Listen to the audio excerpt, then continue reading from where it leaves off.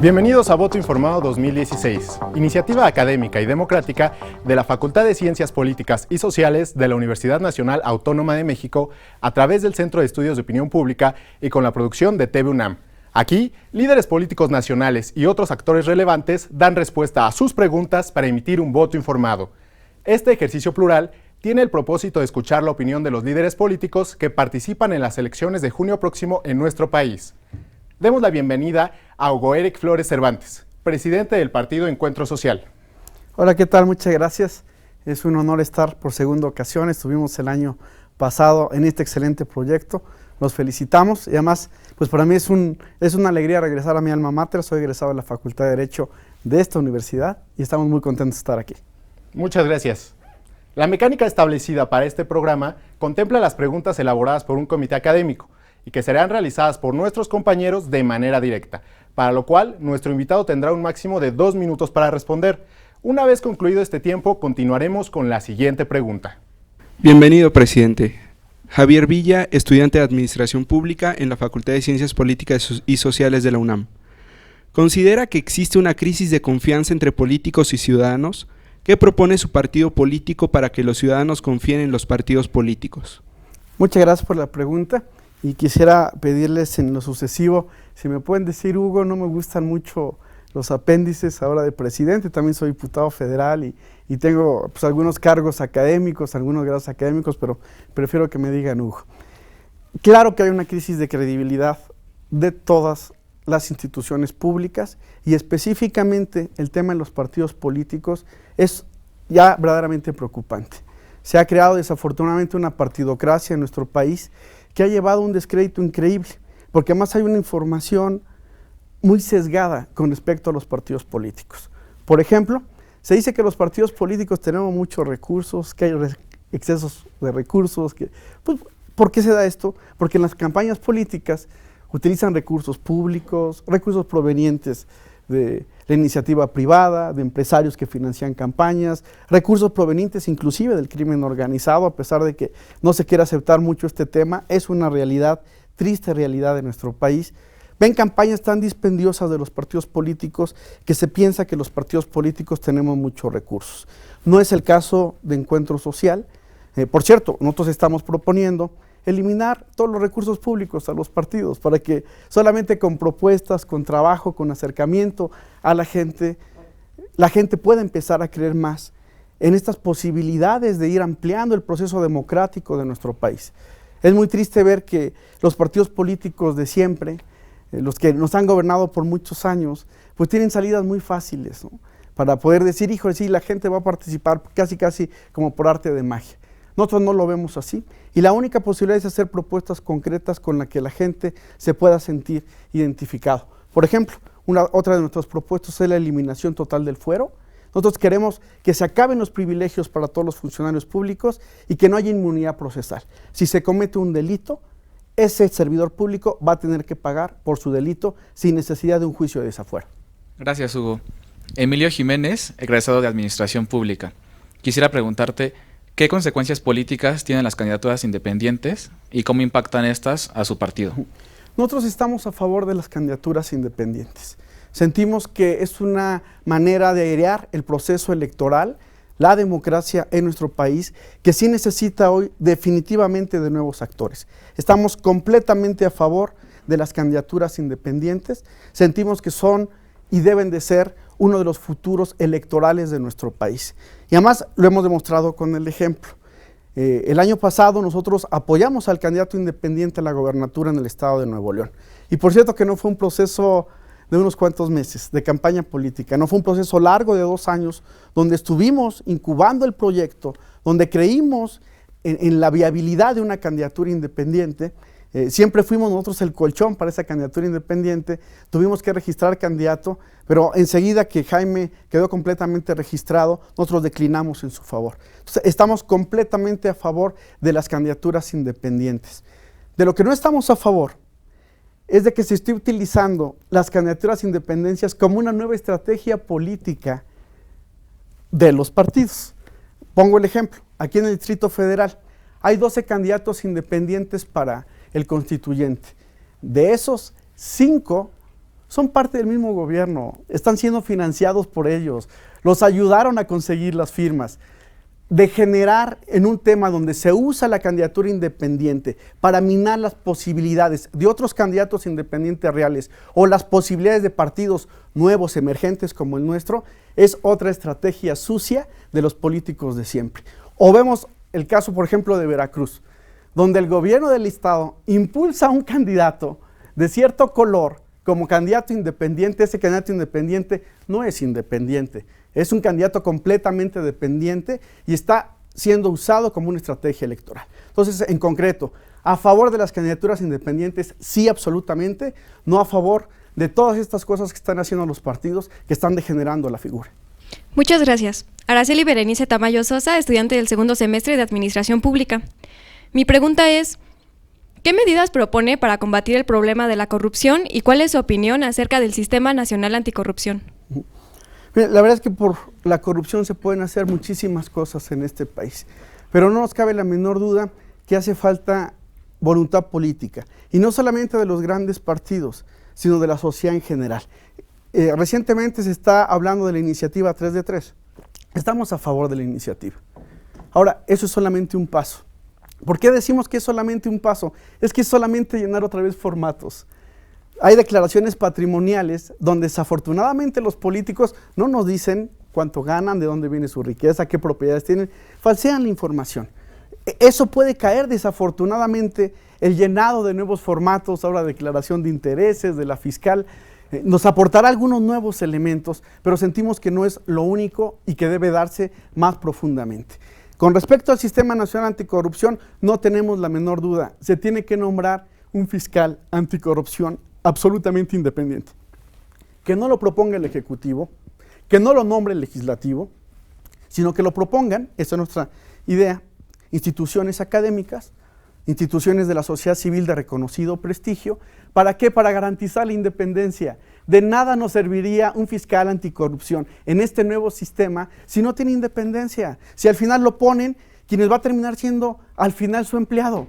No podemos seguir permitiendo esto. Eso es lo que ha pasado con las contralorías. El titular de una dependencia pone al titular que lo va a supervisar, que va a revisar sus cuentas. Es absolutamente absurdo. Se tiene que aislar por completo el sistema si es que queremos que funcione. Tiene que ser absolutamente independiente y no puede depender de ningún otro poder político a los que finalmente son los que tendrá que revisar. Nosotros creemos que hay muchísimas cosas que se pueden hacer en materia de corrupción y que sin duda tendrán que ser acompañadas por la sociedad, porque si no, solamente van a ser nuevas ideas legislativas para taparle el ojo al macho y la corrupción va a seguir rampante en nuestro país, que es, por cierto, uno de los más graves problemas que tenemos en nuestro país. Muchas gracias. Ana Flores, cuarto semestre de Administración Pública. Me gustaría saber qué mecanismos de control propone su partido para garantizar que no exista dinero de procedencia ilícita dentro de las campañas y al interior de los institutos políticos. Muchas gracias, Ana. Es una pregunta verdaderamente interesante, porque desafortunadamente no le ha alcanzado la autoridad electoral. Nosotros sentimos que tienen que dotarse de más facultades a la autoridad que va a auditar a los partidos políticos y que va a auditar las campañas de los partidos políticos. Estamos viéndolo en este nuevo proceso electoral como lo vimos el año pasado.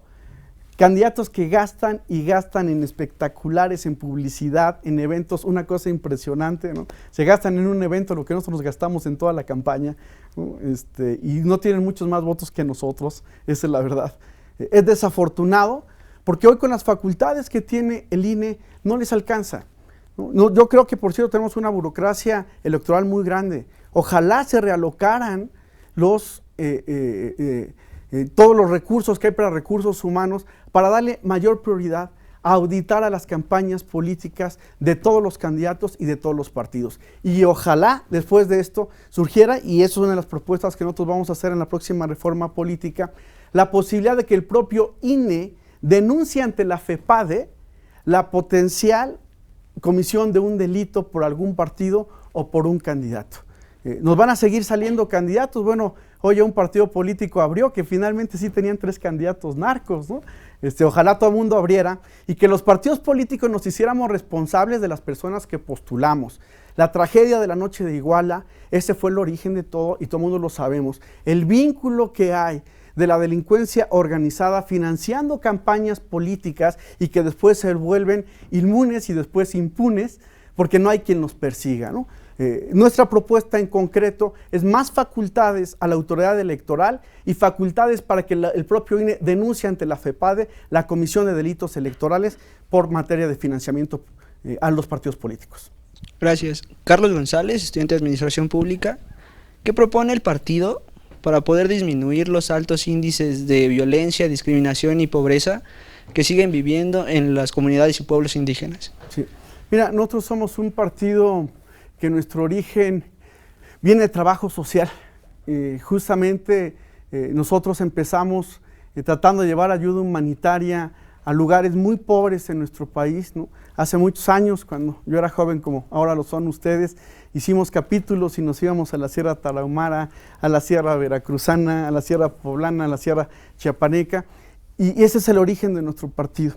Nos dimos cuenta con el paso del tiempo que podíamos incidir muy poco y que eso dábamos un mejoral para curar un cáncer, ¿no?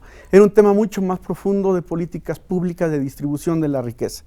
No nos cabe la menor duda que nuestro país sigue en deuda con la gente que menos tiene, con los pueblos originarios, ¿no? Somos gentes muy apegadas al tema indígena. Nosotros postulamos muchos candidatos indígenas en la pasada elección.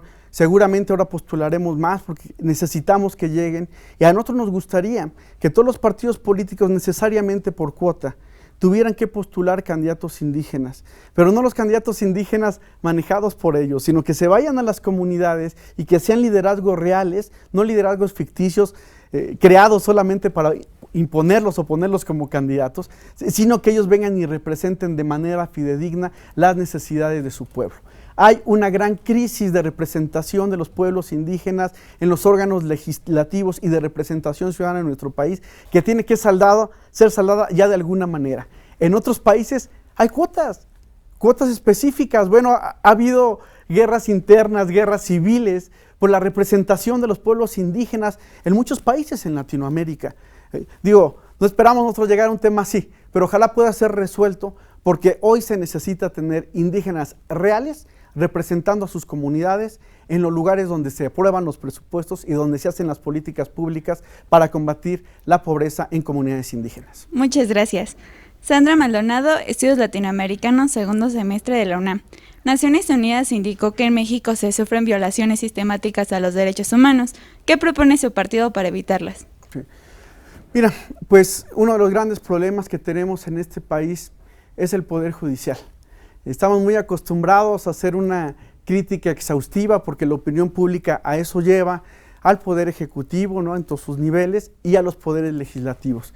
Y en nuestro país se habla muy poco de las grandes deficiencias que tenemos en el Poder Judicial. Hace unos años se pensaba que teniendo mejores tribunales, que teniendo jueces mejores pagados, que teniendo todo un sistema, iba a permitir que en México la impunidad fuera abatida a través de buenas decisiones prontas, expeditas en nuestros tribunales.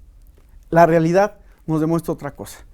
Ha llegado el momento en que se tiene que enfrentar al Poder Judicial y se le tiene que decir que no podemos seguir viviendo en una sociedad donde los jueces no hacen justicia, porque ellos son los principales responsables. A nosotros nos parece que es necesario todo un sistema de medidas legislativas. Se han tomado algunas otras cosas que a nosotros nos parecen interesantes, importantes, juicios orales, se está buscando la manera, pero finalmente seguimos entrampados en un Poder Judicial que le hace poca justicia a los mexicanos. A nosotros nos parece que ya tendría que haber medidas correctivas muy fuertes en el Poder Judicial. Son de los funcionarios públicos que ganan mejor, son de los poderes federales que mejores presupuestos tienen. Bueno, ya no hablemos de los sueldos de los ministros de la Suprema Corte de Justicia, que son un insulto para todos los mexicanos. Pero olvidémonos de eso. Si hicieran su papel, a lo mejor hasta les pagamos el doble, nos saldría más barato. El gran problema que tenemos es que no hay cabezas que lleven un liderazgo real en el Poder Judicial y que se abata la corrupción allá adentro. Ojalá se pueda crear un sistema de medidas fuertes para que los jueces por fin empiecen a hacer su labor en nuestro país. Y eso es hacerle justicia a los mexicanos. Muchas gracias. Belén del Carmen, de la Facultad de Ciencias Políticas y Sociales, de Ciencia Política. ¿Considera usted que implementar el mando único policial reducirá los niveles de violencia y baja calidad de los cuerpos policíacos en estados y municipios? Hay un ejemplo que a mí me gusta poner con respecto al mando único. Ya hace siglo y medio después de la Guerra Civil en Estados Unidos, se decidió implementar un mando único en los Estados Unidos porque había muchos lugares donde no había una policía capaz. La razón en México es distinta. En ese tiempo eran las carencias que tenían algunos municipios como para poder implementar un trabajo policial importante. ¿Por qué? Porque una de las funciones principales del Estado, y ustedes lo saben, es justamente la seguridad de los ciudadanos. Yo estoy a favor del mando único, pero no estoy a favor del mando único, y el Partido Encuentro Social está a favor del mando único, un mando único para siempre.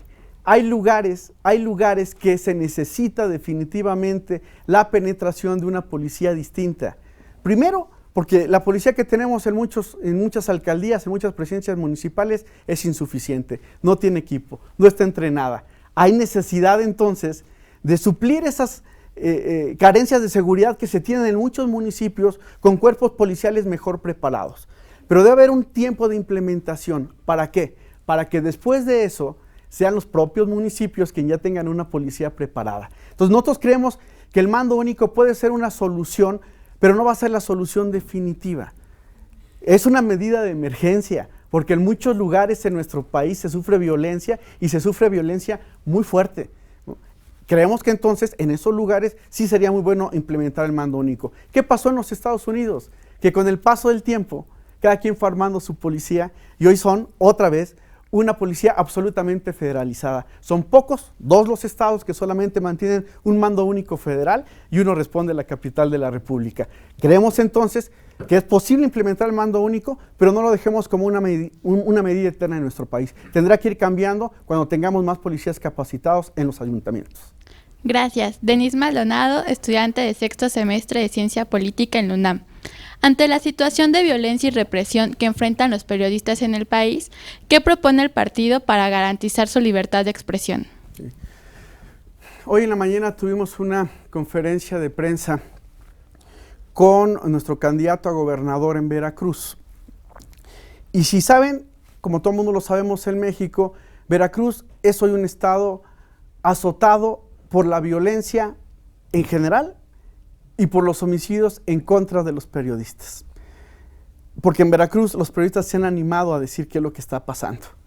Eso no pasa en Tamaulipas, nadie ya conoce muchas noticias de Tamaulipas, hay un cerco informativo impresionante porque los periodistas se sienten amenazados. No sabemos ya nada de Sinaloa, donde sigue siendo pues una sociedad completamente que gira alrededor del crimen organizado y poco se sabe de lo que pasa en Sinaloa, ¿no? No se sabe lo que pasa en Zacatecas, una ola de secuestros impresionante. De hecho, nuestro candidato, que tenemos hoy, candidato a gobernador, fue secuestrado. Cuando hablamos con él que fuera nuestro candidato, algunos pensaron que estábamos pensando en su popularidad. No, estábamos pensando en que tenía una historia que contar, una historia de secuestro que quedó impune, y eso que era un hombre famoso. ¿A qué podemos aspirar los simples mortales, los ciudadanos como nosotros? Entonces, hoy hay un gran problema y la única posibilidad es que la opinión pública, los periodistas la denuncien.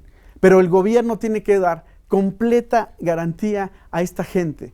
Muy complicado, es muy complicado. Hay una muy buena ley, la hemos revisado, nosotros teníamos ganas de impulsar algunas modificaciones cuando la leímos. El gran problema que pasa, ¿quién va a implementar las leyes? No solamente se trata de tener buenas leyes, se trata de tener los mecanismos que sirvan para implementar esas leyes. Y hay una ley estupenda de protección a los periodistas y nos parece que la más avanzada, ¿dónde creen que está?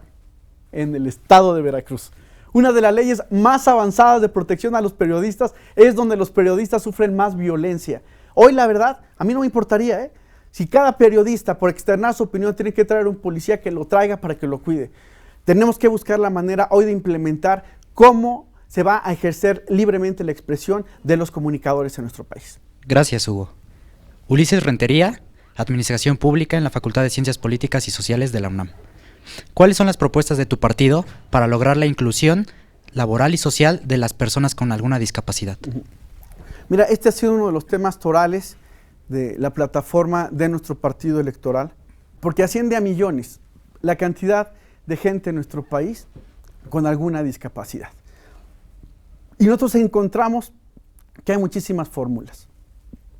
Hoy hay posiblemente leyes bastante mejorables. Nosotros ya hemos presentado algunas iniciativas, ¿no? Presentaremos más, porque es un abanico, son muchísimas las iniciativas que se pueden presentar para esta. Quiero comentar de una que ya presentamos nosotros, que tiene que ver con los créditos de vivienda, ¿no? Nosotros estamos pidiendo que los organismos, básicamente que tienen fondos, como son el Fobiste, como son el Infonavit, den acceso irrestricto a créditos a las personas con discapacidad, pero que además lo hagan con una modalidad de créditos blandos. Ya presentamos nosotros una iniciativa, porque lo primero que tenemos que garantizarle a estas personas es el derecho constitucional que tienen a una vivienda digna. ¿De dónde sacamos este tema de la vivienda? Pues es que empezamos a visitar casas de personas discapacitadas que básicamente viven confinadas porque sus parientes los dejan ahí,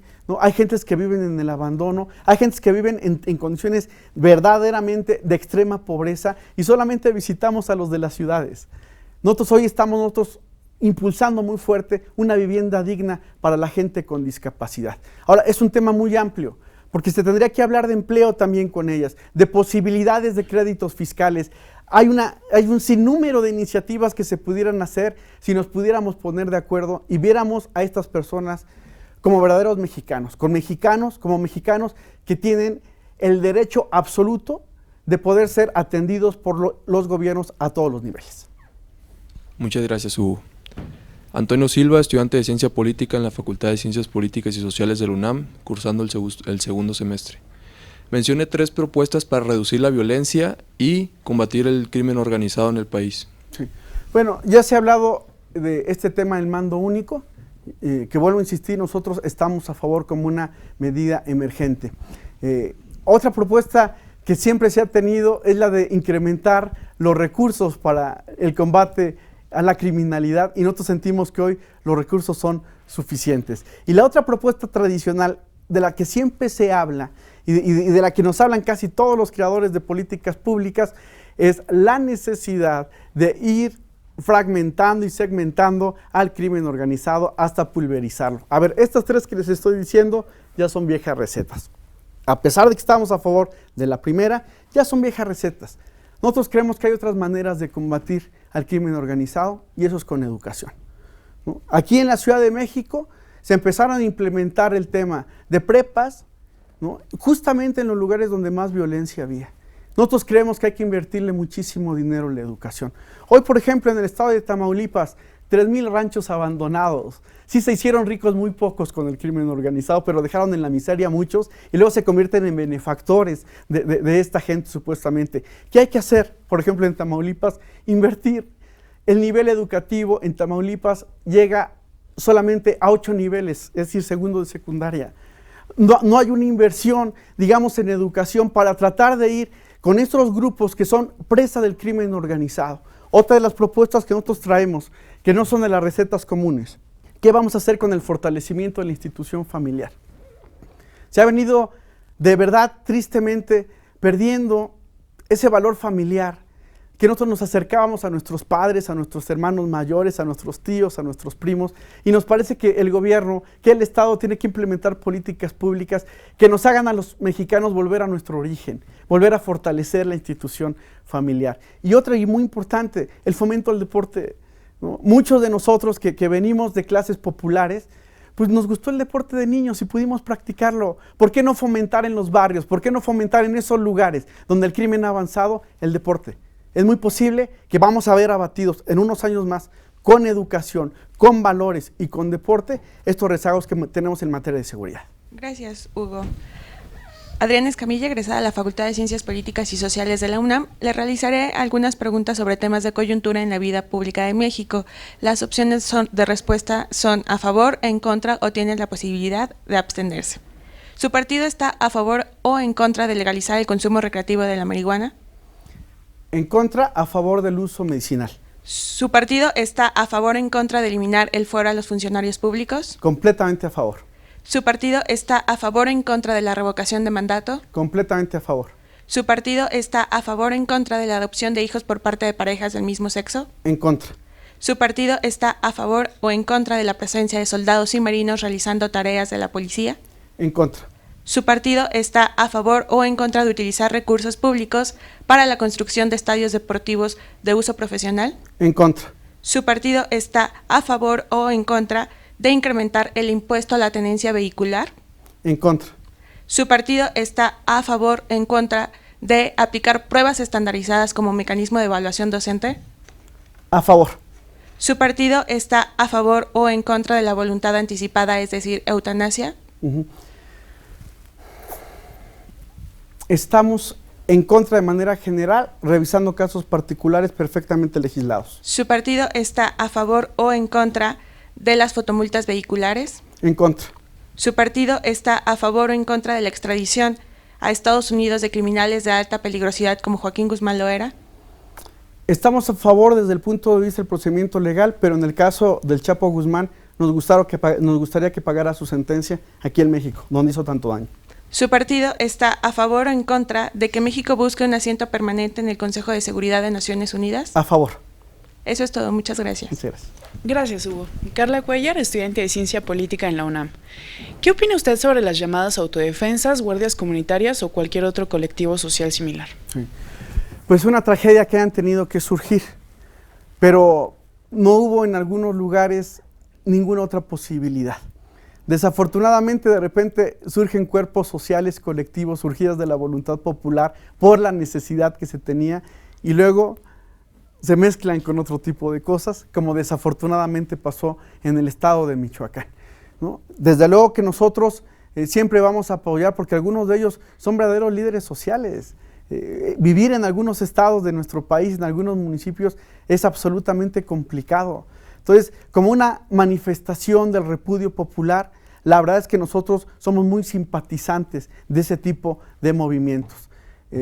Evidentemente no quisiéramos que decayeran, que terminaran siendo otra cosa para lo que fueron planeados, que perdieran el objetivo original, y siempre veríamos la posibilidad de que una vez que el Estado mexicano, en sus niveles de gobierno, en los tres, reaccione ante una problemática ciudadana, pues que entonces los padres de familia, los profesionistas, las madres de familia que tomaron el fusil para defenderse y no ser agredidos por los criminales, regresen a su casa, regresen a su escuela, regresen a su profesión, porque solamente son parte de un movimiento social de repudio ante la inacción que tiene desafortunadamente el gobierno mexicano. Gracias, Hugo. Alejandra Tecorralco, estudiante de Relaciones Internacionales en la Facultad de Ciencias Políticas y Sociales. Me interesa saber cuáles son las propuestas del partido para atender el aumento de casos de violencia de género que se han dado en el país. Hace un ratito comentaba que tenemos buenas leyes. Ya hay un tipo penal especial para los feminicidios. La pregunta es, ¿eso sirvió para que los feminicidios no siguieran incrementando? Ya no digamos se mantuvieran. Y la respuesta es no. A pesar de que hoy hay un tipo penal que juzga de manera mucho más severa a quien comete un feminicidio o violencia de género, los resultados son exactamente igual. Nos parece que ya es un tema cultural, educativo, al que tendríamos que entrarle de manera distinta, ¿no? Digo, yo tengo la oportunidad, y es una gran oportunidad que la vida me está dando, de poder estar viajando por todo el país. Y antes, bueno, pues uno finalmente de aquí, de la capital, pues uno piensa que en el norte hay una cultura machista mucho más acendrada, ¿no? Pero uno se va a los lugares del sur y es triste ver la manera en que se trata a las mujeres, ¿no?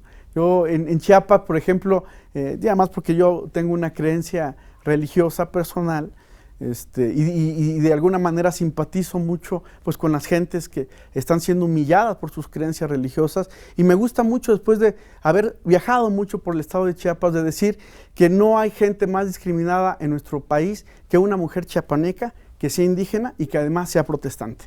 No hay nadie más discriminado en nuestro país, y las reacciones que se tienen generalmente son cosméticas. Ay, ¿qué vamos a hacer? Bueno, pasa un caso de violencia en contra de mujeres por motivos religiosos, van y tapan el problema, y al ratito eso sigue y eso permanece. Hoy el tema tiene que ser distinto, y la verdad nosotros como sociedad tenemos que reaccionar. Los mexicanos tenemos que cambiar.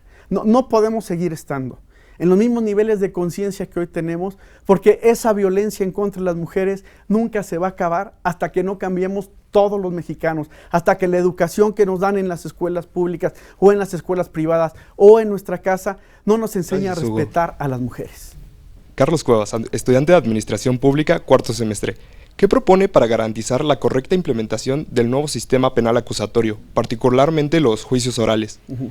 Yo soy un fiel creyente de los juicios orales.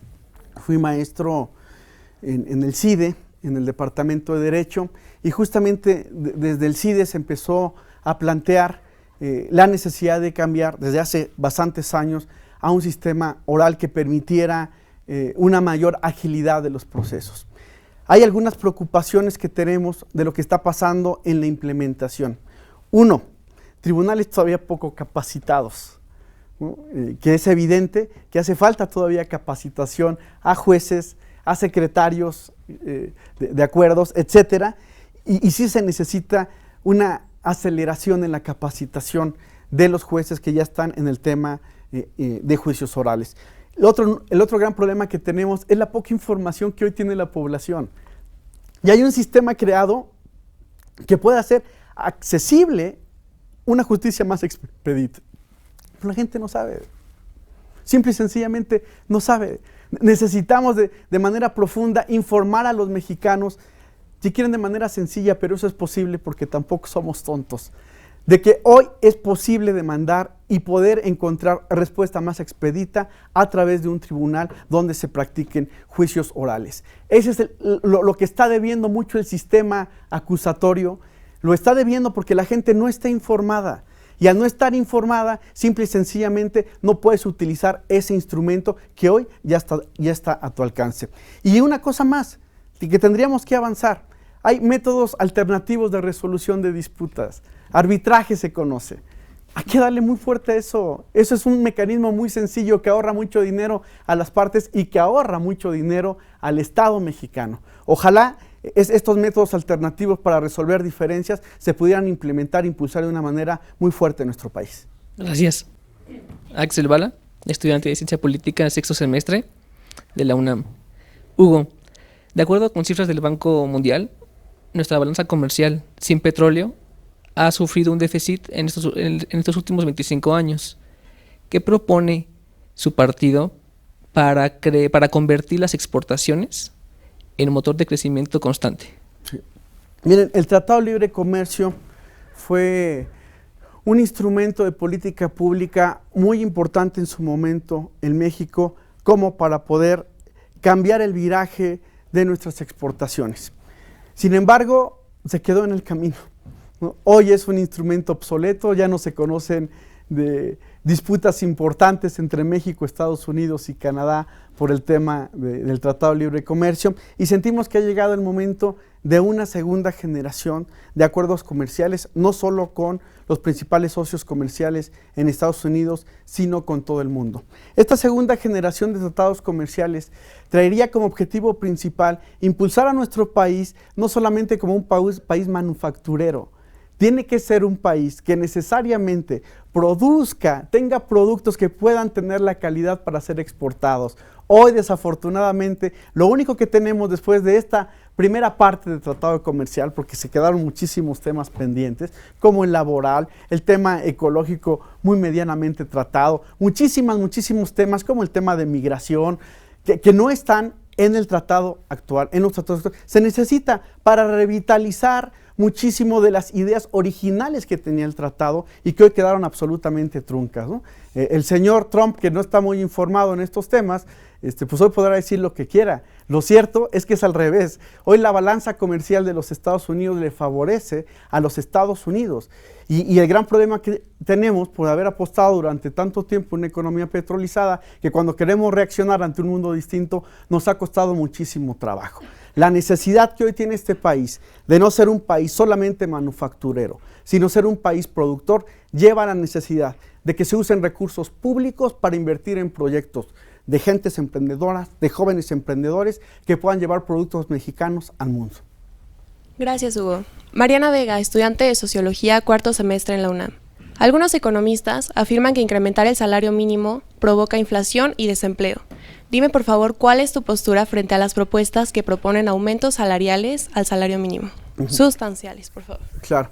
Mira, nosotros una de las cosas que ya hemos promovido es la desaparición de la CONASAMI, que es la Comisión Nacional que fija el salario mínimo. Y estamos a favor, pues si el salario es también parte de una economía como la que se ha venido construyendo en nuestro país, pues ¿por qué no lo dejamos también libre? En lugar de estarlo a través de una comisión burocrática, de un organismo burocrático, manteniendo, ¿no? Acabamos también los diputados de aprobar la desindexación del salario con respecto a las multas. Me parece que es una medida correcta, pero eso no va a provocar necesariamente que haya mejores salarios. Mienten quien piensa que un salario se puede incrementar por decreto. Esas fueron medidas de los 60, de los 70. Hoy vivimos en un mundo absolutamente distinto. Y nosotros decimos que hay un mejor salario para la gente más capacitada, que hay un mejor salario para los que más trabajen, para que hay un mayor salario para los que tengan horarios más rudos de trabajo. Simple y sencillamente hay condiciones del mercado laboral que deberían de ser las que fijen el salario y no estar pensando otra vez que debe ser un cuerpo burocrático o que debe ser el Poder Legislativo o que debe ser el Poder Legislativo quien diga cuánto se tiene que ganar. Me gusta poner siempre un ejemplo que es un ejemplo triste. Un muchacho en Estados Unidos gana en 1 hora de trabajo, trabajando en McDonald's, haciendo lo mismo que hace un muchacho mexicano en un McDonald's mexicano, lo que un mexicano gana en 8 horas. ¿Por qué pasa eso? ¿Quién se queda con el salario de 7 horas de trabajo de este muchacho mexicano? Pues por eso que somos atractivos para la inversión extranjera. Tiene que cambiar, y la única manera de cambiar es siendo muy estricto en la aplicación de los salarios con todas las empresas, porque hoy se tienen muchas empresas que no pagan eso. Es increíble cómo los hombres más ricos de este país que tienen grandes empresas les pagan a sus empleados el salario mínimo más propinas, ¿no? Es una vergüenza, nadie puede vivir con 72 pesos en este país. Gracias, Hugo. Aline Cruz, estudiante sexto semestre de Relaciones Internacionales en la UNAM. Ya que el 10% de la población más rica en México percibe ingresos 30 veces mayores que los mexicanos más pobres, ¿qué es lo que propone tu partido para reducir esta desigualdad? Miren, hay la necesidad de un cambio en el sistema tributario de nuestro país ya verdaderamente profundo. Los impuestos finalmente son un método de redistribución de la riqueza. Y desafortunadamente en nuestro país, con este propósito de que los grandes inversionistas sigan invirtiendo en México y se nos siga vendiendo el espejito, no, es que para que no lleven sus recursos a otros lados, hoy en esta economía globalizada, pues mejor darles incentivos fiscales. Incentivos fiscales cuando pagan salarios tan pequeños, incentivos fiscales cuando sus utilidades son verdaderamente brutales. Y estamos hablando de los grandes emporios de este país, porque desafortunadamente la economía, la riqueza de este país está en muy pocas manos y todo el mundo lo sabemos, ¿no? Esta es una realidad. La necesidad de una descentralización del sistema tributario y de que estos incentivos a las grandes empresas empiecen a ser conocidos de manera pública, con transparencia, que sepamos a quién sí, a quién no. Desafortunadamente no tenemos mucha memoria. Imagínense cuando es vendido Banamex a Citibank, lo pasan por una operación de la Bolsa de Valores y ¿saben cuánto pagaron de impuestos los señores de Banamex? 0 pesos y 0 centavos. Cuando uno vende una casa, paga impuestos. Cuando uno vende cualquier cosa, pagas impuestos. Estos señores vendieron un banco a uno de los bancos más poderosos en el mundo y pagaron 0 pesos y 0 centavos, pasándolo por un artilugio, pasándolo por la Bolsa de Valores. Esas cosas no pueden seguir pasando en este país y tienen que ser conocidas de manera pública. Sería muy bueno que hubiese una legislación que obligara al SAT a enseñarnos a todos los mexicanos dónde están los incentivos fiscales a los grandes empresarios, porque ahí podríamos determinar por qué es que unos apoyan a unos partidos y otros apoyan a otros partidos. Lo hacen simple y sencillamente por su interés económico. Gracias, Hugo. José Roldán Espejel Carrillo, estudiante de Ciencia Política en la UNAM, cuarto semestre. De acuerdo al SAT, en el 2004, 270 empresas transnacionales evadieron impuestos. ¿Qué opinas sobre el problema y qué hacer para solucionarlo? Mira, hay demasiadas medidas que se tienen que tomar todavía en el sistema de recaudación de nuestro país. Hay, pues digamos, dos grandes ideas, ¿no?, con respecto al SAT. Uno, pues que se amplíe la base de contribuyentes, lo cual necesariamente es importante, es necesario.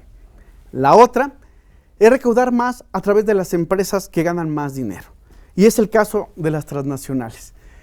No es posible que no haya ya denuncias penales de manera concreta. Es increíble cómo vienen transnacionales que en otros países no se atreverían a hacer de ninguna manera lo que vienen a hacer aquí en México. Y lo más increíble es que la legislación es muy parecida, porque son legislaciones que tienen carácter internacional o son modelos copiados de legislaciones de otros países, las que hoy se implementan en nuestro país. Yo creo que lo que hoy se necesita son funcionarios públicos en el SAT que de manera muy concreta tengan la valentía de exponer cuáles son estas empresas, porque estas empresas no lo harían en otros países, porque inclusive hay leyes internacionales para sancionar de manera internacional a esas empresas. Hace poquito nos salió esta gran noticia, ¿no?, de que una constructora española muy importante que estuvo haciendo puentes en el Estado de México traía temas de corrupción importante. Habrá que revisar sus cuentas fiscales porque seguramente ahí nos vamos a encontrar con muy malas noticias para ellos si es que fueran denunciados públicamente. Gracias. Iván Padilla, egresado de la Facultad de Ciencias de la UNAM. ¿Qué opina su partido respecto a los retos de la seguridad social universal como sistemas de pensiones o edades de jubilación viables a largo plazo? Sí. Mira, hace unos años se tomaron algunas decisiones en muy buen camino con respecto al tema de las afores y de todo este recurso que se tenía que ir recaudando justamente para el sistema de pensiones. Nos parece que fueron medidas en el camino correcto, pero que otra vez, desafortunadamente, nos quedamos a medio camino. Y nos quedamos a medio camino porque hoy sigue habiendo sindicatos muy poderosos en nuestro país. Ya no son tan poderosos políticamente, ya no son la gran máquina de votos que algún día fueron. Hoy tienen problemas hasta para conseguir algún puñado de diputados o de senadores. Esa historia afortunadamente en nuestro país ya pasó, pero sigue habiendo unos privilegios indiscriminados. Cuando viene la reforma energética, la pregunta es, ¿y el sindicato de Pemex cuándo? La gente se puede retirar o se podía retirar a los 50 años o antes, si tenían 25 años cumplidos y deseaban retirarse. Los excesos que ha habido en la legislación para favorecer a los sindicatos oficialistas, que por cierto han demostrado ser oficialistas y paleros de todos los partidos, del gobierno en turno. Le pueden cambiar el color de un partido y se van y se asocian con este y el gobierno no hace nada por acabar con los privilegios que tienen los sindicatos. Por ejemplo, tenemos un gran hoyo hoy económico en Pemex y nosotros decimos, ¿y cuándo se van a tocar a los líderes sindicales que llevaron necesariamente a ser uno de los grandes hoyos financieros que tiene esta transnacional, que por cierto se supone que era de todos los mexicanos y terminó siendo de un puñado de gentes? No estoy en contra de los derechos sindicales, estamos en contra de los excesivos derechos sindicales porque afectan el patrimonio de todos los mexicanos. Muchas gracias. Dalia Vázquez, estudiante de Ciencia Política en la UNAM. De acuerdo con información del INEGI, casi la mitad de los mexicanos vivimos en alguna condición de pobreza. Por favor, dígame usted qué propuestas tiene su partido para combatir el problema y mejorar nuestra calidad de vida. Sí. Hasta ahora la apuesta de los gobiernos en México para combatir la pobreza ha sido una apuesta absolutamente cosmética, ha sido una apuesta absolutamente de dádivas. Hoy lo puedo entender más que lo entendí hace año y medio, porque tenemos año y medio como partido político y nos damos cuenta que los programas sociales, lo quieran aceptar o no lo quieran aceptar, son necesariamente usados para prebendas políticas, para tener clientelas electorales. Y eso ha sido desafortunadamente la lucha contra la pobreza en nuestro país. Nosotros tenemos por ahí un estudio, por ejemplo, en la zona purépecha. De todos los programas sociales que reciben 8 municipios de la zona purépecha, en Michoacán, de todos los programas que se reciben ahí, son poquito más de 100 millones de pesos anuales. Y nosotros decimos, ¿y si se crearan empresas con esos 100 millones de pesos? Que produjeran riqueza, en lugar de nada más estárselos dando para que los malucen, porque no tienen necesidad más que, no tienen otra opción, no tienen otra opción más que subsistir. Porque el enfoque de la política pública en materia de combate a la pobreza ha sido solamente clientelar, ha sido solamente de dádivas, no ha sido productivo. Hay un viraje, digamos, hoy con instituciones como el INAES, pero se lo terminan dando a grupos organizados, básicamente políticos, y muchos de esos créditos no llegan a la gente que se está organizando. Mucha gente no sabe cómo organizarse, cómo hacer un proyecto productivo, y los recursos están disponibles, fueron aprobados. Hay una institución del Estado mexicano que los maneja, pero desafortunadamente solamente los manejan para regalárselos y no para hacer a la gente más productiva. El tema es muy sencillo, cambiar la política pública para que no solamente sean dádivas, sino que ese recurso se vuelva productivo. Muchas gracias, Hugo. Angelina Negrete Ramírez, estudiante de Administración Pública en la Facultad de Ciencias Políticas y Sociales de la UNAM. Me gustaría saber cuál es tu opinión sobre los resultados de la reforma energética y su proceso de implementación.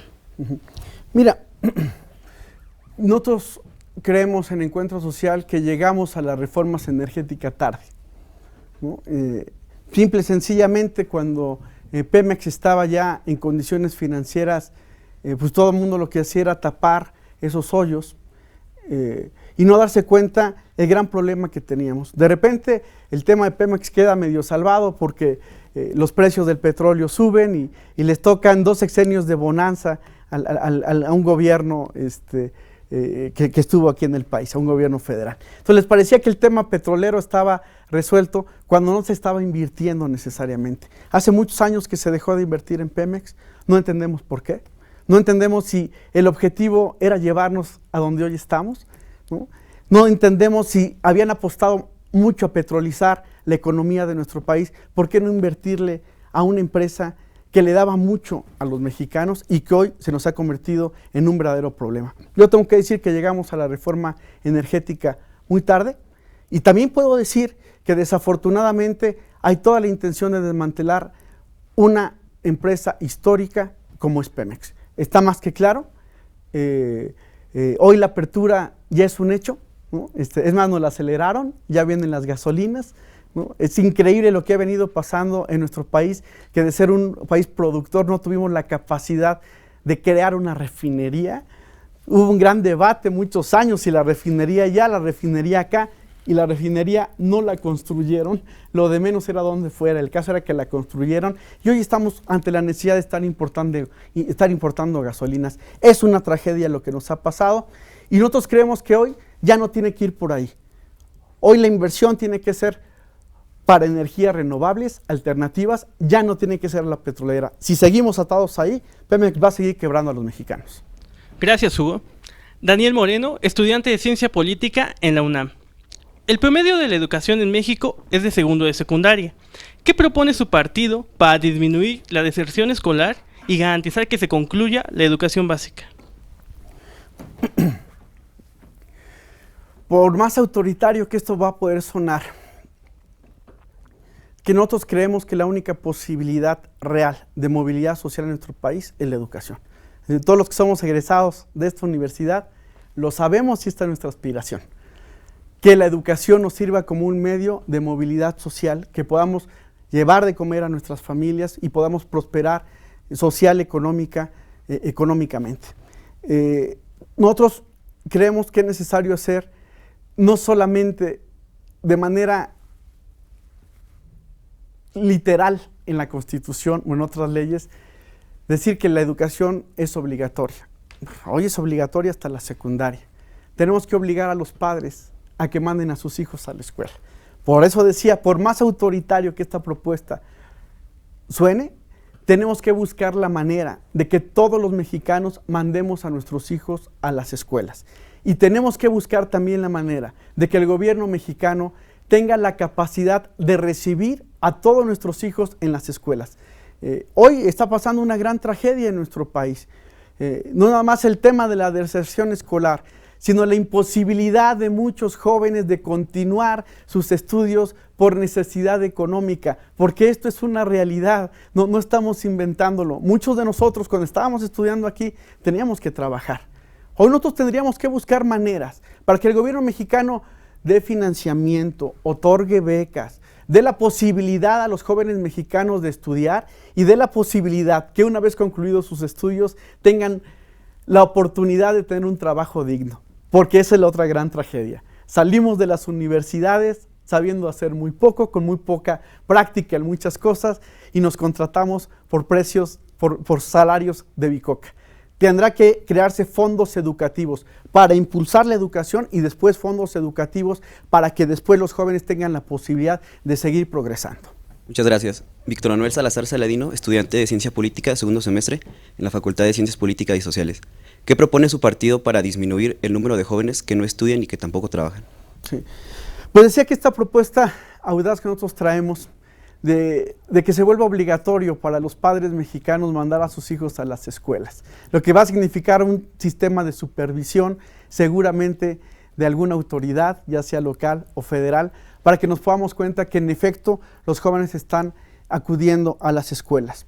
Pero el otro tema, vuelvo a insistir, es un tema de pobreza, es un tema de necesidad, es un tema de poco incentivo, es un tema de que no se nos ha dicho en nuestra familia lo importante que es ir a la escuela.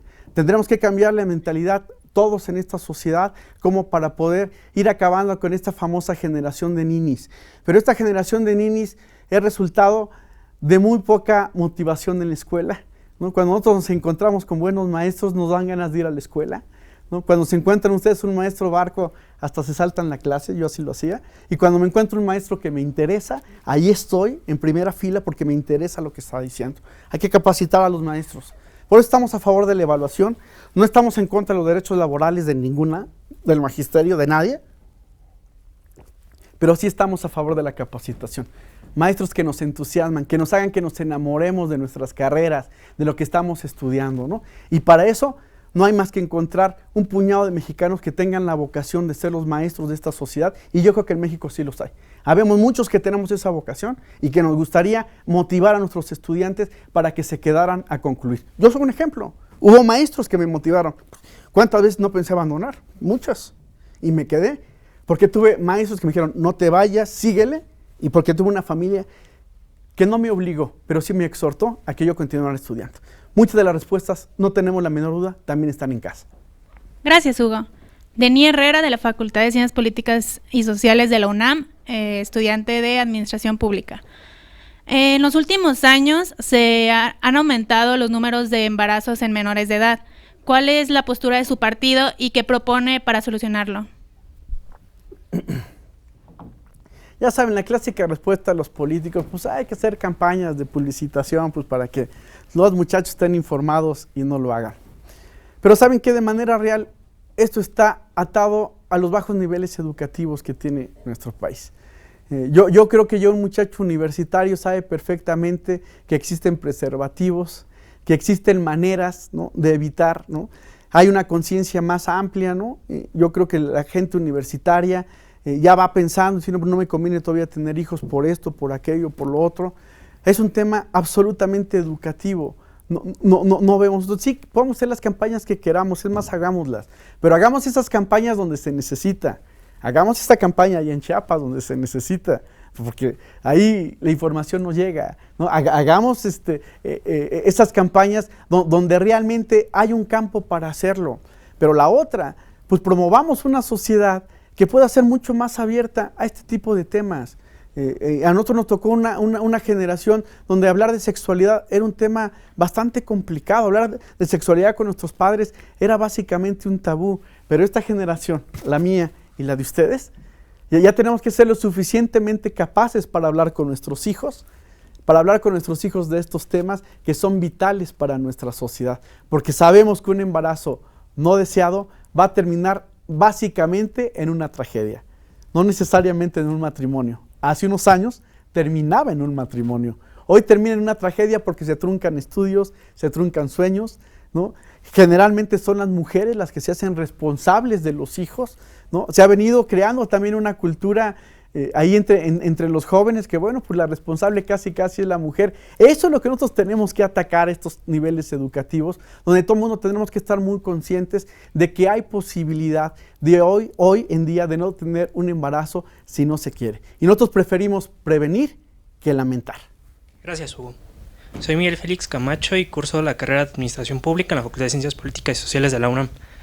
¿Qué opina tu partido acerca del programa Hoy No Circula y su posible implementación en otros estados? Mira, pues es otra vez otro tema.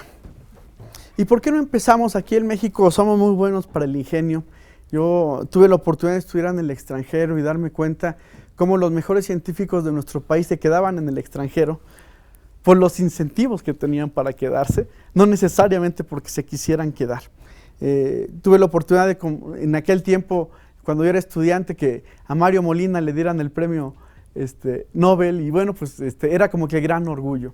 Y yo digo, ¿por qué no buscar mecanismos alternativos en lugar de estar pensando en la restricción de circulación de miles y millones de automóviles que además provocaron un boom en la industria automotriz en nuestro país? ¿Por qué no buscar métodos alternativos, ¿no? Buscar nuevas gasolinas, meter a la ciencia en este tema?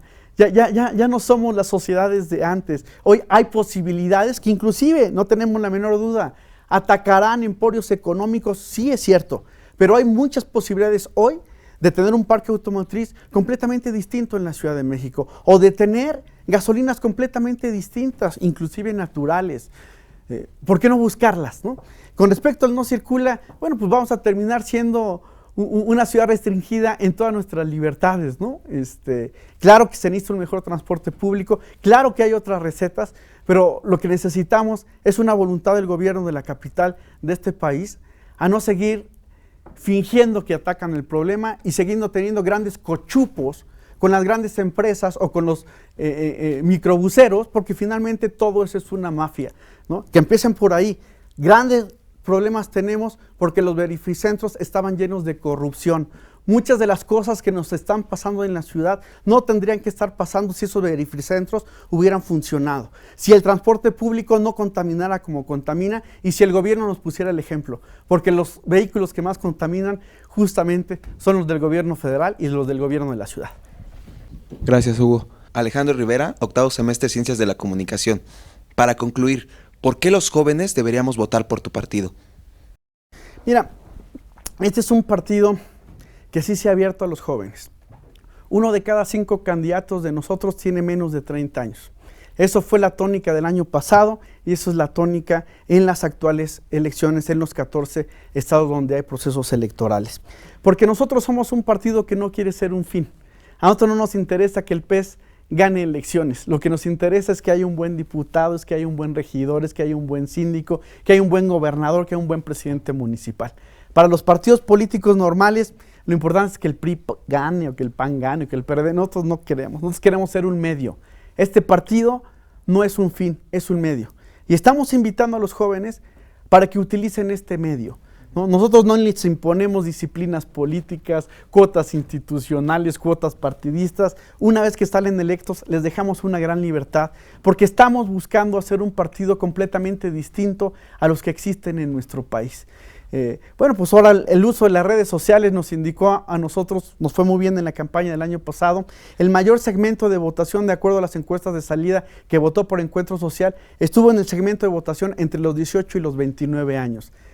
Estos jóvenes que no tienen partido, que no van a sentirse nunca representados por el PRI, por el PAN o por el PRD, deben de buscar nuevas opciones políticas.